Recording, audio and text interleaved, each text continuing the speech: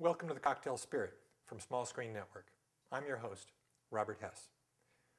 Now, beginning bartenders and even bartender wannabes, one of the things they sometimes focus on is creating brand new drinks. It's something I often caution people about. Imagine if you wanted to become a chef and you were training in the famous French restaurants or the famous French European cooking schools.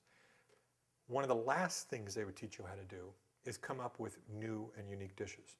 Instead, what they would do is focus on training you on the foundations of the art, the classic sauces, the classic preparation mechanisms, the ways of just simply figuring out the right products to use in your recipes, and then the ways of matching those together with other products and ingredients.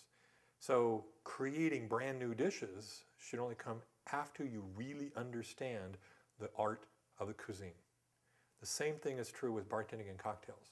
And so as much as you might want to take and start creating new cocktails, if you're to take and try it without understanding what you're doing, it's like the whole adage of the 1,000 monkeys and 1,000 typewriters turning out Shakespeare.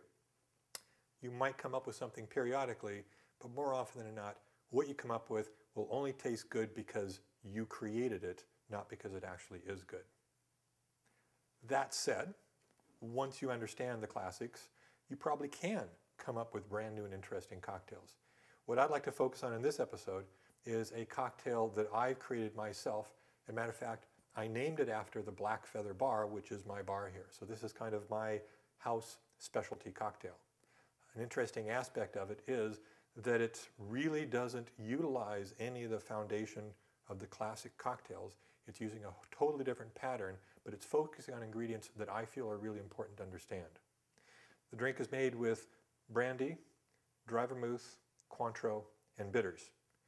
My intention was to take and create a cocktail that used all French ingredients, since that's kind of the theme of my overall house and this bar as well. It's focusing on the French.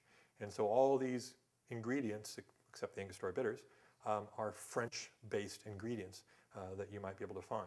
I tried various other French-style ingredients to take and try to find something that worked properly, but these are the ones that I finally got to work properly in this drink. We're going to start off with 2 ounces of brandy.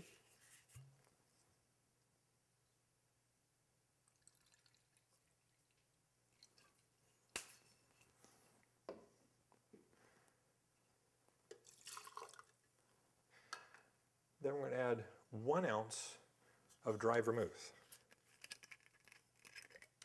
Now, a lot of people might kind of, at this point in time, kind of go back in horror. An ounce of dry vermouth, what are you talking about? I mean, dry vermouth is only used in the slightest amounts in a cocktail, to which I would answer bullhucky. I mean, dry vermouth is a wonderful ingredient and is far underused in many cocktails, both dry and sweet vermouth. And so one of the things I wanted to do with this is actually use it as one of the foundations of this drink. What it's being used for, it's actually playing middleman between the brandy and the Cointreau to allow the flavors to blend properly together.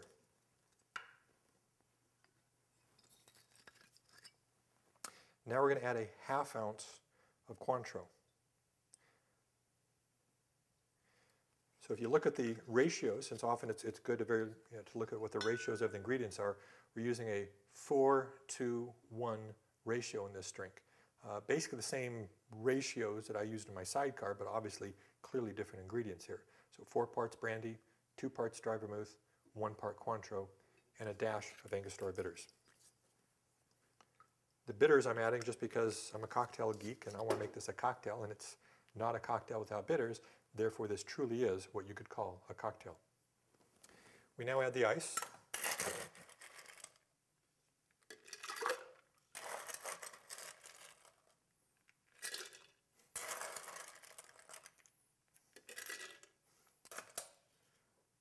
And since it is all clear ingredients, of course, we're going to stir it.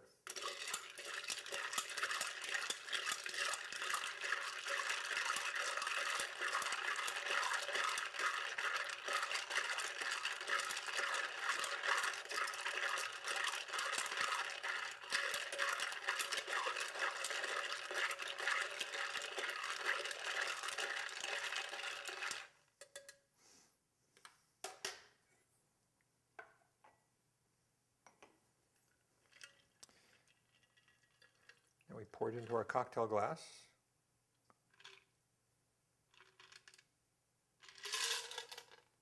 And I'm going to garnish this with a lemon twist.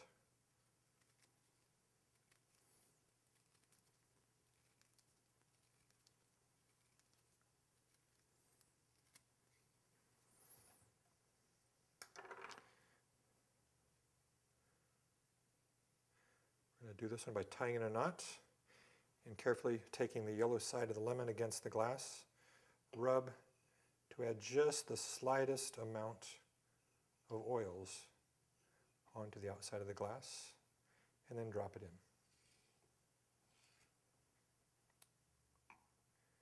And there we have the black feather cocktail.